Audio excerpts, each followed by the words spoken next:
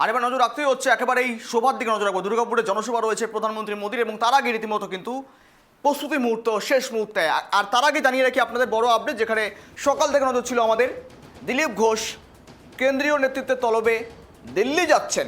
বঙ্গোপসাগরে একদিকে প্রধানমন্ত্রী মোদী দুর্গাপুরে জনসভা করবেন, প্রশাসনিক সভা করবেন, কিন্তু সেই সভায় উপস্থিত থাকবেন না দিলীপ ঘোষ। আরও বিষয় রয়েছে, একটা কোনো দিলীপ ঘোষ ইস্যু, অন্য ইস্যু রয়েছে প্রধানমন্ত্রীর জনসভা রয়েছে, কী কী প্রকল্পের শিলান্যাস করবেন, কী কী প্রকল্পের উদ্বোধন করবেন, পাশাপাশি কটা নাগাদ রয়েছে সভা, সমস্ত আপডেট দেবো। সঙ্গে রয়েছে গ্রাউন্ড জিরো থেকে সরাসরি আমার সহকর্মী ত্রয়ন। শুভ সকাল। দেখো, একেবারে দিলীপ ঘোষের মূলত না যাওয়া, অর্থাৎ দিলীপ ঘোষ কেন্দ্রীয় নেতৃত্বের তলব করা হয়েছে, ইতিমধ্যে দিল্লি যাচ্ছেন তিনি। একটা বিষয় রয়েছে, এই বিষয়ে তোমার কাছে আগে আসবো, তারপর বিস্তারিত যাবো আমরা। প্রধানমন্ত্রী জনসভা রয়েছে দুর্গাপুরে, তোমার কাছে প্রথম বিষয় জানতে চাইবো ত্রয়ন, যেখানে দিলীপ ঘোষ মূলত দিল্লিতে যাচ্ছেন কেন্দ্রীয় নেতৃত্বের তলবে। মূলত আজকের সভায় দেখা যাচ্ছে না দিলীপ ঘোষকে। মূলত রণকৌশল ঠিক করতে কি মূলত এই দিল্লিতে তলব, নাকি পেছনে রয়েছে অন্য কোনো কারণ, যদি এখনো পর্যন্ত স্পষ্ট নয়? তোমার কাছে কি ঠিক আপডেট ত্রয়ন?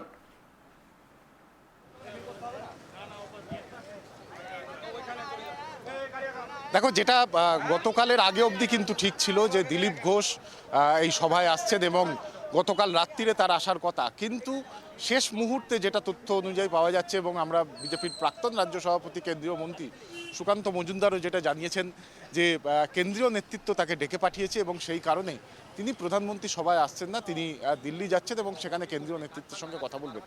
বেশ কিছু সময় কিন্তু তার যে মন্তব্য, সেই মন্তব্যে একটা অস্বস্তি তৈরি হয়েছিল। পরবর্তী সময় বিজেপির রাজ্য সভাপতি শ্রমিক ভট্টাচার্য হওয়ার পরে আমরা দেখেছিলাম যে সেই বরফ কিন্তু গলছিল, এবং বিজেপির যে সল্টলেকের অফিস, সেখানে দিলীপ ঘোষ গেছিলেন, সেখানে শ্রমিক ভট্টাচার্যের সঙ্গে কথা হয়েছিল, এবং যেটা মনে করা হচ্ছিল যে দিলীপ ঘোষকে সংগঠনের কাজে আবার ব্যবহার করতে চাইছে রাজ্য বিজেপি নেতৃত্ব। কিন্তু ঘটমান ঘটনা এবং গতকালের যে ঘটনা, তারপরে যেটা দেখা গেল যে তাকে ফের দিল্লিতে তলব করা হলো, এবং সেখানে যেটা মনে করা হচ্ছে যে আগামী দিনের সাংগঠনিক কাজের ক্ষেত্রে দিলীপ ঘোষের অন্তর্ভুক্তির ক্ষেত্রে কেন্দ্রীয় নেতৃত্ব তারা কিছু বার্তা তাকে দিতে পারেন, এবং সেই কারণে আজকে প্রধানমন্ত্রীর এই সভায় তিনি থাকতে পারছেন না।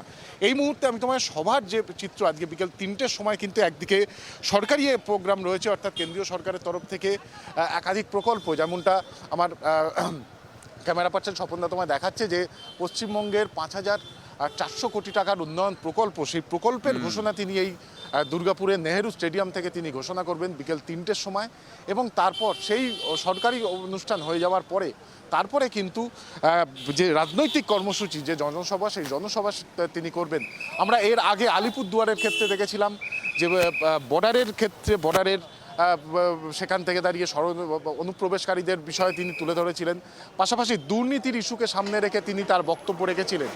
এবারে প্রধানমন্ত্রী কি বক্তব্য রাখেন এবং আগামী দিনে সংগঠনকে এগিয়ে নিয়ে যাওয়ার ক্ষেত্রে কি বার্তা দেন প্রধানমন্ত্রী, সেই বিষয়গুলোর ওপর কিন্তু নজর রাখা হচ্ছে, এবং স্বাভাবিকভাবে প্রধানমন্ত্রীর সেই বার্তার মধ্যে দিয়ে বিজেপির যে রাজ্য নেতৃত্ব রয়েছে তারা কিন্তু আগামী দিনে সেই প্রচারকেই সামনে এগিয়ে নিয়ে যাবে।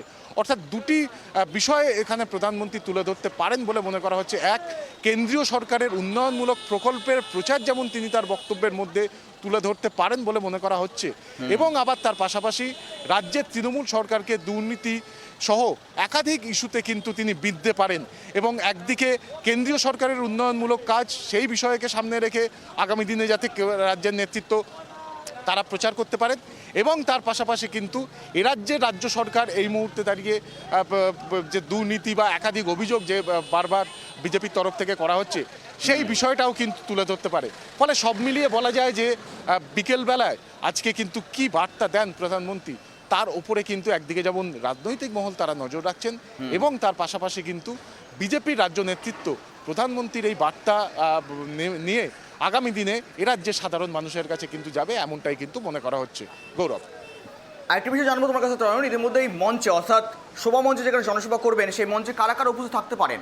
যা সম্ভবত জানা যাচ্ছে মিঠুন চক্রবর্তী উপস্থিত থাকতে পারেন, পাশাপাশি একঝাঁক নেতৃত্ব থাকতে পারেন। মূলত তোমার কাছে কি আপডেট রয়েছে, কারা কারা মূলত এই শোভা মঞ্চে প্রধানমন্ত্রীর সঙ্গে উপস্থিত থাকতে পারেন?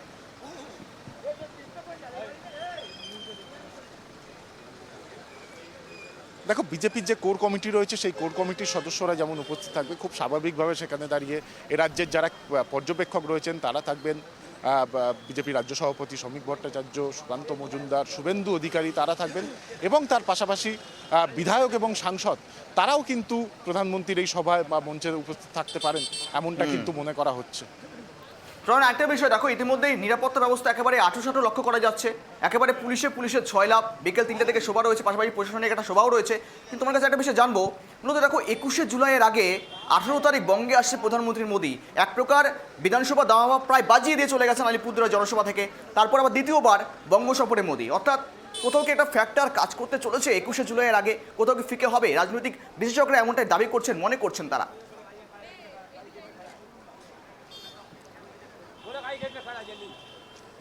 একদমই, এবং অত্যন্ত গুরুত্বপূর্ণ বিষয় গৌরব, যে তুমি যদি দেখো যে তৃণমূল কংগ্রেস যেমন কর্মসূচি নিচ্ছে তার পাল্টা কর্মসূচি কিন্তু এই মুহূর্তে আমরা দেখতে পাচ্ছি। আমরা দেখলাম যে 16ই জুলাই একদিকে যেমন মমতা বন্দ্যোপাধ্যায় যে বাঙালি বিদ্বেষ হচ্ছে অন্যান্য রাজ্যে এই বক্তব্যকে সামনে রেখে মিছিল করলেন, অন্যদিকে কিন্তু ওই একই দিনে বিরোধী দলনেতা শুভেন্দু অধিকারী তিনি অনুপ্রবেশের বিষয়কে সামনে রেখে কিন্তু নির্বাচন কমিশনে গেলেন।